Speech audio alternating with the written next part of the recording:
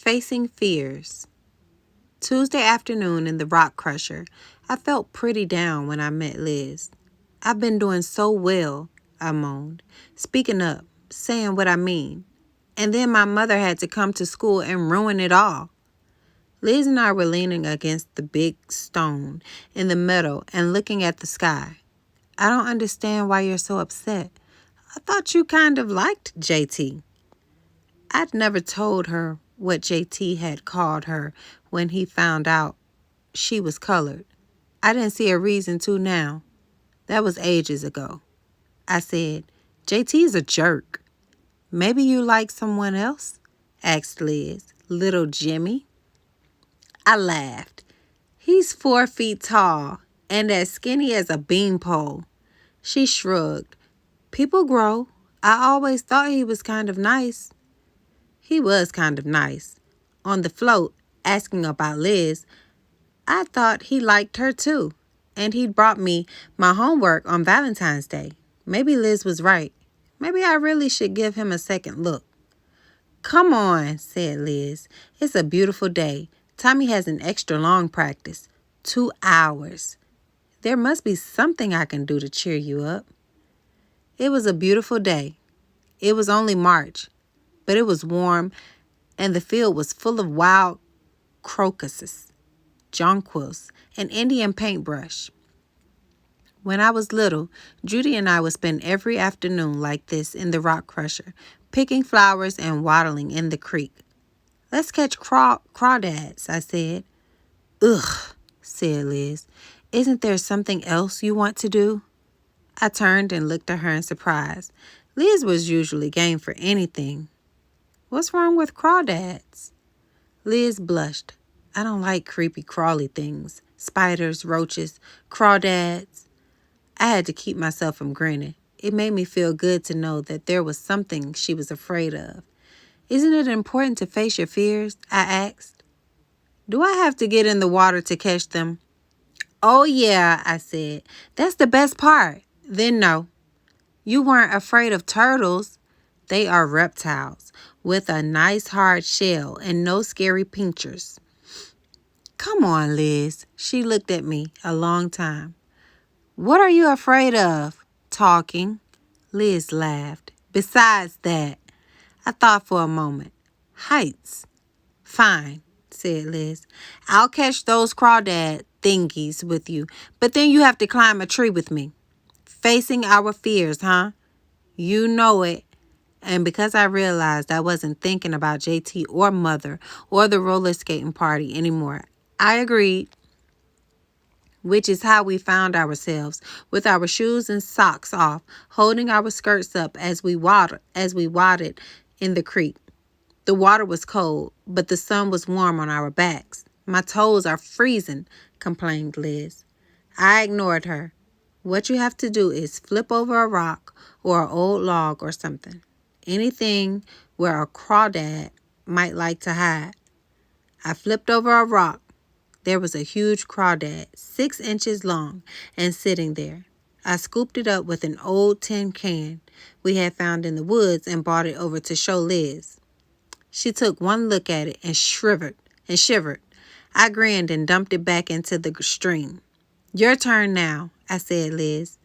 Liz turned over a rock or two, but found nothing. You need bigger rocks, I said, and pointed to a small boulder of a few feet away.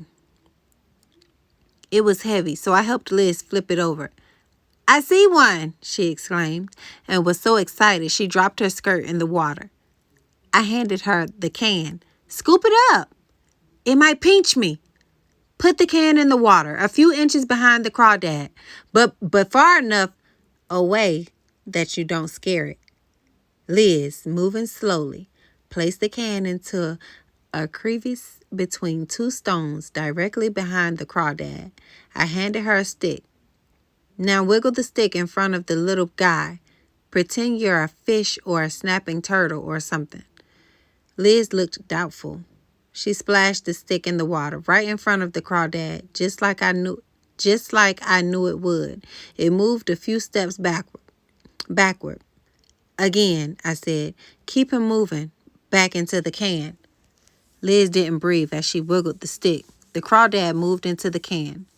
Only one little pincher was peeking out. "What now?" whispered Liz. "Now you pick it up." Liz bent over and put her hands in the water. She reached for the can and slowly drew it out of the water. She was so quiet we could hear the crawdad scrabbling inside. "I got it," she breathed. "Not so bad, was it?" Liz couldn't stop grinning. "Come on," she said. "Let's catch some more." An hour later, it was my turn. We stood in front of a huge oak tree on the edge of the meadow. I looked up. "You expect me to climb this?" I asked. "Hey," said Liz, "I caught those creepy little things." "You liked it," I said. "Well, then maybe you will too." I sighed. "What do I do first?" "Reach up and grab that branch," said Liz. I did so. "Now pull yourself up." I gave her a look. "Just that branch," Liz said. "You don't have to go any higher." So I pulled and she pushed, and then I was up in the tree, my arms wrapped around the trunk. You'd think that after going up in an airplane, climbing a tree would be easy, but it wasn't. You can't fall out of a plane. There's a seatbelt, and the wind blows, but it's outside, not trying to loosen your grip on the branches. I felt dizzy and closed my eyes and started to count. 2, 3, 5, 7. Then I felt Liz's hand on my shoulder. "Open your eyes," she said. I did. I was only about 5 feet off the ground, but already I was surrounded by leaves and oak flowers. It was a different world. There were even a few old bunches of acorns from last fall clinging to the branches. "Are you all right?" I nodded. And it was true. My heart was beating fast and I was scared. But I knew that feeling now. I had it before.